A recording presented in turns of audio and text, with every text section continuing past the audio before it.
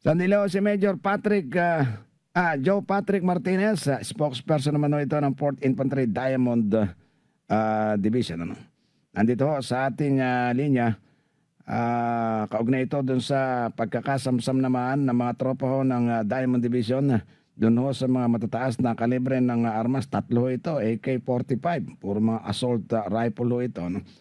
Parang simbolo na ito, parang nakikinikinita na raw na ito na yung senyales ano, ng totally pag-collapse ng New People's Army dyan sa Surigao del Sur. Magandang umaga po, Major Martinez. Nick Lipana Echimbare po, live tayo sa Pulso at Balita dito sa DWWD Armed Forces Radio, Boses ng Kawal Pilipino, sir.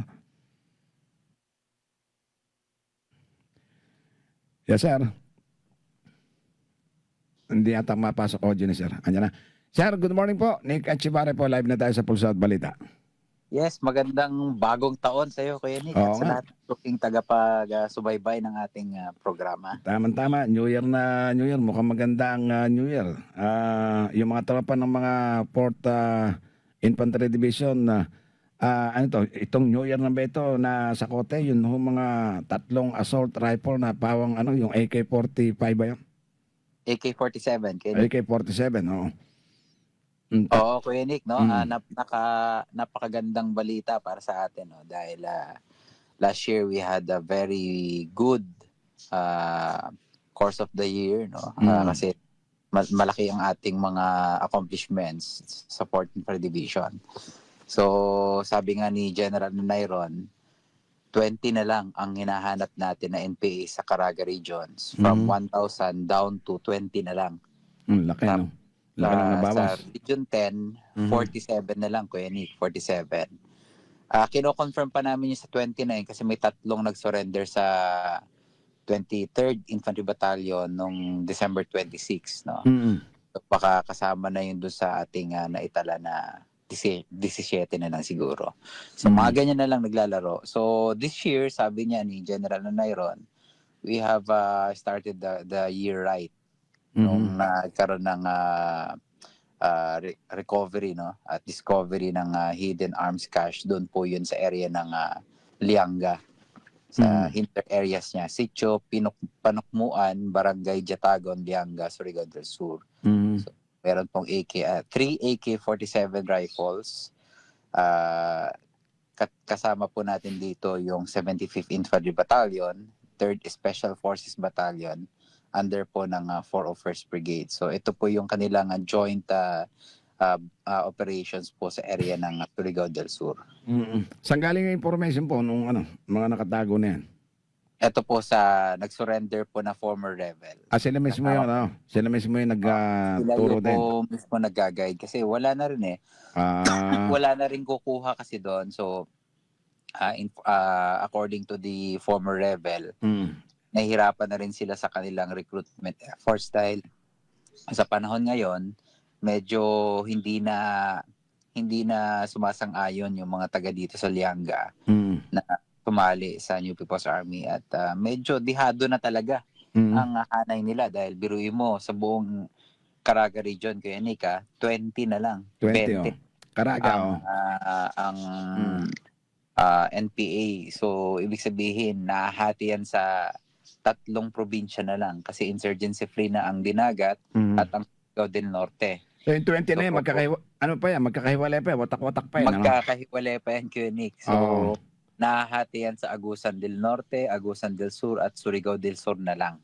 20 na NPA. So, imagine mo na lang, Kuya Nick, nag-ooperate sila, nagre-recruit at sila ay nagkakandak ng propaganda efforts doon. So, parang hindi yata posible yan sa 20 na New People's against how many battalions ang dyan sa we have more or less 5 battalions at 2 brigade, no, sa area ng Caraga region. So napaka-imposible yan sa isang NPA. But of course, hindi tayo pwedeng kumpiyansa pa rin dahil syempre nangyayari nga sa ibang probinsya that they attack, they still conduct atrocities. Pero sa atin, time and again, marami na tayong mga lessons learned dito.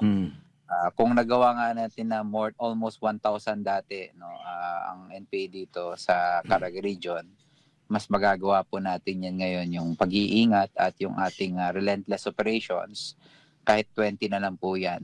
Although sabi nga natin sa 20 na yan, mahirap po hanapin yan. Totoo. Ang laki ng Para karagalisyon. ka naghanap ng karayom sa Mandala ng Ginikan dyan. Oh, imagine mo kay Nick, 'di ba, yung napag-usapan natin last time, yung dalawa nga nakita sa Baguio City. Wala sa Caraga Oo, region. kaya nga nasa malayo ng lugar. Nagtatrabaho na doon, no. Nagtatago kasi wala Yun na rin ang sila. dahilan kaya yung mga karamihan sa mga armas nila, mga nakakabaon, wala nang kulang na sa member nga, ano. Wala na kasi iniiwan na lang nila, Kuya Nick. If in case, sabi nga nila, if in case, ito galing po sa ibang mga FR po natin, no. Oo. If in case na lumakas ulit ang NPA, babalikan nila ng baril, yung mga nag-line. Kasi wala they cannot actually defeat the armed force of the Philippines, lalo tayong lumalakas at lalong dumadami. So parang suntok sa buwan nga naman kung mag-NPA ka ngayon. That hindi mo nababawasan ng AFP, nadadagdagan pa. So, suntok sa buwan talaga ang kanilang pakikibaka against the armed forces. At saka nakikita nila, ramdam ng mga komunidad ang programa ng ng ating gobyerno through AFP, dun sa NTF, LCAC. So wala nang dahilan siguro silang nakikita pa para tumalikod pa eh.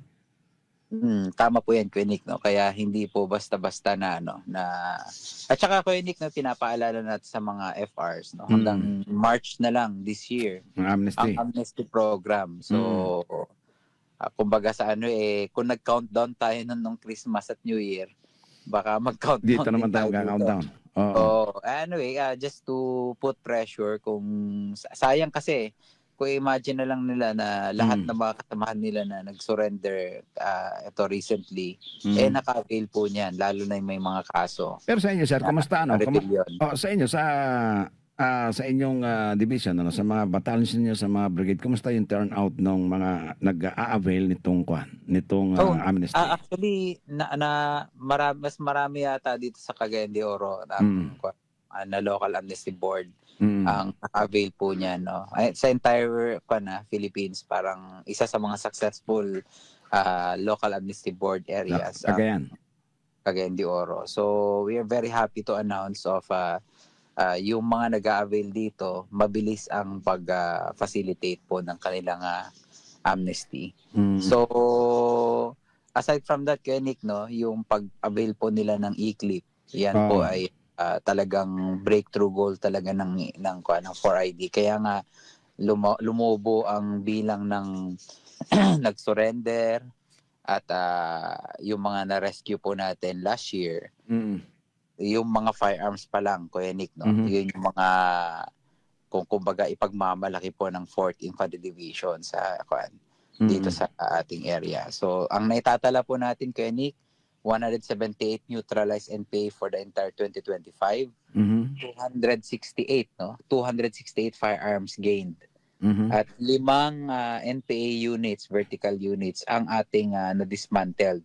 So, kung imagine mo po yung 5 na yan, Kuya Nick, no? SRSDG Southland, SRC Southland, RSDG Compact of North Central Mindanao Regional Committee, SRC2 at headquarters loader of SRC2. Talagang it's just a matter of time, Kuya Nick, no? Yung pagkakadismantle natin ng mga guerrilla fronts ito, it's just a matter of time we'll be declaring another insurgency-free province dito sa 4th Infantry Division. So, yung mga accomplishment po na yan, yan po ay dahil hindi po tayo nagkumpiyansa despite the fact na bumaba yung bilang ng NPA dito sa area ng 4th Infantry Division. Hindi po tayo nag-relax, no? Talagang mas pinaigting pa natin yung ating operations sa area ng Caraga at Region 10. Are you expecting, sir, na habang papalapit itong Marson, yung deadline nung amnesty, palagay mo madagdagan or mas dadami yung mga mag-a-avail nito? Dito po sa 47 sa Region 10, I think meron po tayong tusok na. Dahil yung mga leaders po nila, sila mismo yung yung tumutulong sa atin to convince yung kanilang members. Yung mga hardcore Kuyanika dahil nag-surrender na eh. So, hopefully makuha nila yung kanilang mga members sa area ng mostly nasa Bukidnon, Kuyanik, ang yung kanilang pinagtataguan. So, it's just a matter of time. Again, it's just a matter of time. We'll be declaring insurgency free sa area ng ng region ng 4th Infantry Division. Ang area ng Diamond Division, sir, Caraga tsaka Region 10, ganun ba? Region 10, Region. So, yung dalawa yan, Caraga Region and Region 10. Opo. So, sa ngayon, sa Caraga, nasa 20 na lang kamo, Region 10, mga ilan pa yung meron doon? 47 na lang, Kuya Nick. Doon sa Region 10. Sa area ng 4ID, 67 na lang. 67 na lahat yung watak-watak. Nagkuan, if ever na sila ay confirm kasama doon sa bilang natin, that marks sa 64. And doon sa sinasayang 64 na yan, na watak-watak siguro, wala na rin silang talagang yung leader na pwedeng mag-guide sa kanila, no? Parang kung sino-sino na lang. Meron, yes, Kuya Nick, no? Yung kanilang, dito, yung mga next in line, pero hindi ganun ka, yung talagang sabihin natin na ideologue talaga, Kuya Nick. Oo, mukhang... mga ordinaryong ka na parang hindi na alam kung paano yung direksyon ng kanilang hanay. Yun nga, parang ang nagiging direksyon na nga lang daw parang ito na itong mga nagpapatuloy nito, parang ito na lang yung mga hindi maiwanan yung napapakinabangan nila dun sa kung ano man yung maliit na konting, maliit na mga na-extort nila, parang gano'n na lang. Opo, Kuya Nick. Tama po yan. I see. Sige sir, kumusta pala nag-New Year's call na pala na ba kayo? Ayun lang, hindi pa nangyayari, Kuya Nick, no? Hopefully. But as of now, no, may mga hinihintay pa tayo na sa JHQ, tapos na sa Army, yan ang hinihintay. Then, sa ibang division, hindi pa rin daw Yung nakakakwento ko, medyo naka-schedule pa lang din. Itong week na to probably. After ng Philippine Army at makapagbigay ng guidance si General Navarrete, after that, the divisions naman yung mag-New Year's call. Since natapos na sa Army, Oo. Sa ngayon, Kuya Nick, no, ang update lang sa 4th Infantry Division, AOR, we are monitoring operations kasi may bagong inkwentro tayo dito sa area natin. Kailan? Area Misamis Oriental. Just yesterday. At wala pa kasing masyadong resulta about the casualties, but we have recovered firearms din at saka mga kagamitan ng NPA. Ito na lang talaga yung mga remnants. At ang nakakainkwento na lang, Kuya Nick, mga kafgu na lang. So, these are actually the small formations ng NPA that ito yung mga remnants ang binabanggit natin. Ang nakakahagip na talaga yung mga kafgu natin. So, from this point, I just want to emphasize the importance of our kafgu, yung ating mga territorial defense system, no? That sila yung mga left behind force. Kaya nga, sabi nga natin, our main objective also in bringing up this item is to make the situation of the NPA inhospitable to areas. Sa kanila, it's their call. Consequences yan. If magmamanatili sila, iikot-ikot sila sa kwan. So, ang kwento nga ng mga kafgu natin, nagre-recruit itong mga to So, in their attempt, no, we are trying to frustrate them. Sabi nga ng kafgu, happy na kami kasi ang laki-laki na ng aming SA, no? Yung kanilang SA, pareho sa ating. So, talagang yung fighting spirit ng ating mga kafgu, dyan talaga. Nadoble na yata yung SA nila, no?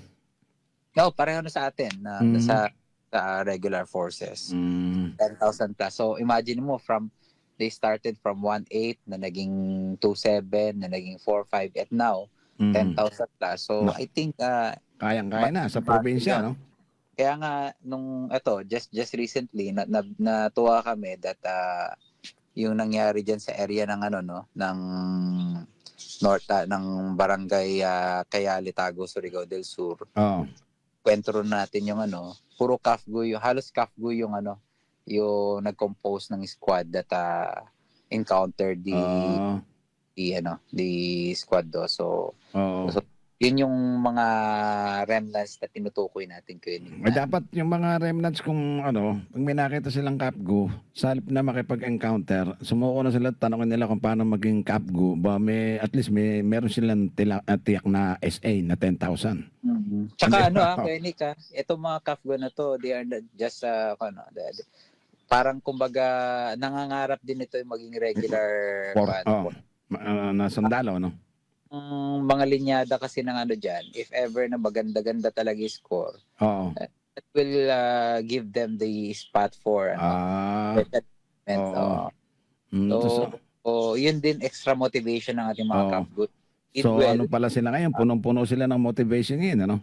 Oo, kung maganda-ganda yung score dyan, talagang kumbaga talaga yun sa opportunity that if ever na, marami rin tayo mga CAFGO ngayon na, Kuya Nick, Na nasa regular force na.